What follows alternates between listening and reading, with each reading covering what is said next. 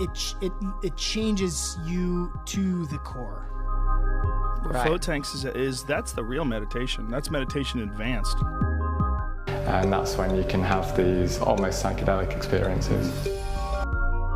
And it was just like, whoa, like literally being born.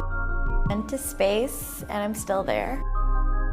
I've tried a lot of hobbies. Now I'm on the hunt for my next hobby, some common, some not so much. This week, I wanted to take my meditation practice to a higher level. sensory deprivation tanks. You're listening to That's a Hobby. This episode, I give my senses a break to have a mental, spiritual breakthrough. Or at least I try to. A significant part of self-improvement to me is a deep understanding of human psychology and the human condition. Why do we make the choices we do? What internal and external factors cause us to behave the way we do? And how can I understand other people?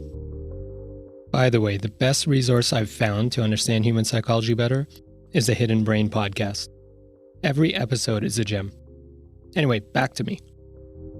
It takes a lot of effort to try to analyze why we think the way we think, and if I'm aware of my decision-making and how it may be shaped by outside influences. Generally, I like the feeling of control, and I can only control what I understand. I also don't like the feeling of missing out on something in life.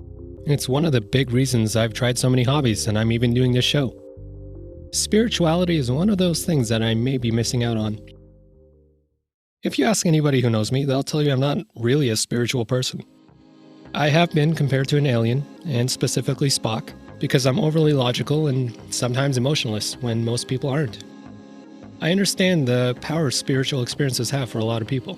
There's that one famous story of Steve Jobs and his experience in India that formed the basis of his methodology at Apple. I want some of that. What is that? So, what's your goal? What are you trying to get out of this? I don't really know, but meditation seems to be a good start. Seemingly, the easiest way to achieve a mental breakthrough is meditation. And meditation is backed by science. It has all sorts of positive effects like better focus, concentration, stress reduction, and self-awareness. I care about that self-awareness one. I've tried all sorts of apps for meditation, but nothing really stuck. I know meditation takes practice, time, and repetition, but I kind of want a shortcut. And that's where sensory deprivation tanks, flotation tanks, or isolation tanks enter the picture. I remember reading about them being a meditation hack. The float tank is where it's at, man. An isolation tank is pretty simple. It's a tank that's filled with water that's the same temperature as your skin, and with enough Epsom salts to create a no gravity or floating feeling, basically the Dead Sea. It closes so that it's pitch black and it's soundproof. The idea is that there are no stimuli for any of your senses, so you're left with your thoughts, and only your thoughts. It was invented in 1954 by a neuropsychiatrist, a practice that precedes psychiatry and neurology, which are split now. In 1974, it was sold commercially by, not surprisingly, a computer systems programmer. In 1980, due to the movie Altered States, it gained more popularity. And by 2013, it became popular in the Bay Area, and most personal growth trends from there tend to leak into the rest of the world. There's also some notable isolation tank users. Carl Lewis, a track and field athlete, used in-tank visualization techniques to prepare for his gold medal long jump at the 1988 Seoul Olympics. It's used by Nobel Prize-winning physicists. It's used in sports, with NBA MVP stars using it, and NFL Super Bowl teams both using it, at one point, splitting the time in the morning and the afternoon. Joe Rogan has stated on his podcast that he owns one, and he credits it for a deeper state of meditation. People are finally getting it. This thing is like the best way to have a vacation from your thoughts, or to be alone with them, rather. Have a vacation from your body, I should say. And that's where I heard about it first, on Joe Rogan, the leader of the Dude Bro personal improvement movement. I'm a difficult person to shop for. I tend to buy everything I want myself. I also don't like getting gifts as an adult. But my wife is usually up for the challenge, and she succeeded when she bought me a gift card for an isolation tank spa. I put it off for a while. I think it's kind of like the same reason you put off doctor visits. I didn't really want to know the truth. If there was a level of spirituality I was missing out on, would that actually make me happier? would I feel like I did lose out and waste some time? If I didn't feel anything, would I be let down and give up on the search? When I got a reminder from the spa months later that I had an unused gift card, finally booked a session. The spa was a typical spa. I was greeted at the door and given water with a vegetable in it. I was taken into the isolation room, which was tiled and had more vegetable water, a shower, and a tank. The tanks looked like a big marshmallow, and it was bigger than I thought it would be. And the room was actually nice and warm. So let's talk about the tank. The tank has lights and ocean noises. Those are used to get you in and out of the isolation state. The best position is to put your arms above your head, kind of like the scanners at airports. Some people fall asleep, and that's okay. If you don't wake up with the noise cue, they have an intercom system to speak to you. The lid on the tank seals completely shut to make it pitch black. You could leave it slightly open if darkness makes you uncomfortable. Because of the really high salt content of the tank, it's not recommended that you shave the day of or the day before, because those scratches and cuts would really hurt. And you really should shower afterwards because you're going to be covered in salt. I was left to get in and was told everything was on a timer for 1 hour. I undressed and got in. The water was warm and thick feeling.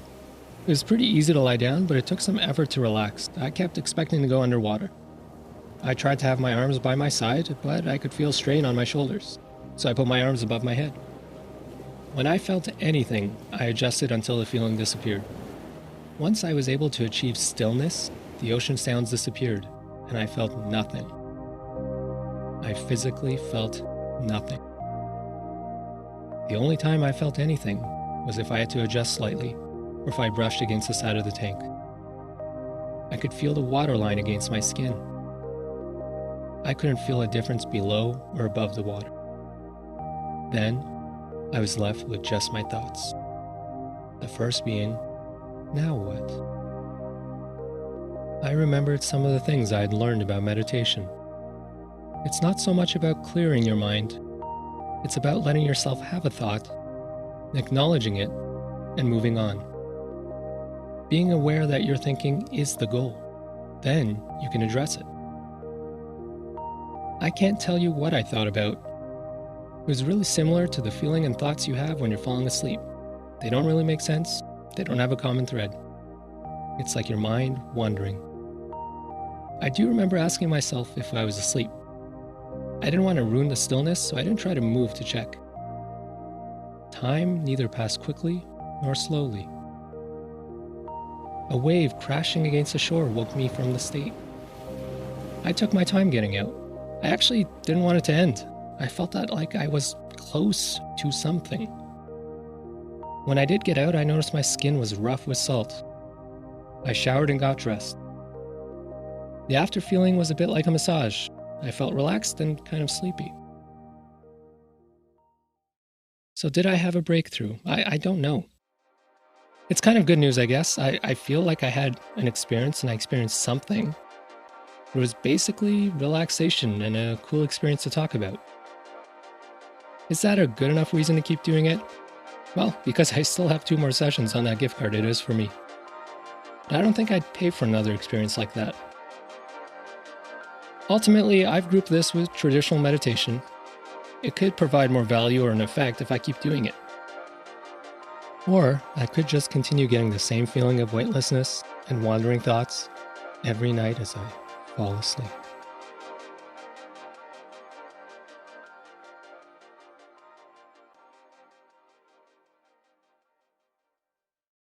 Hey, listen, I want you to know that your time is valuable to me, and the fact that you spent it listening means a lot, so thank you. Please remember to subscribe wherever you listen, and maybe tell a friend or two. If you've tried this hobby or you have hobby ideas for me, let me know on Twitter or Instagram. See you next week.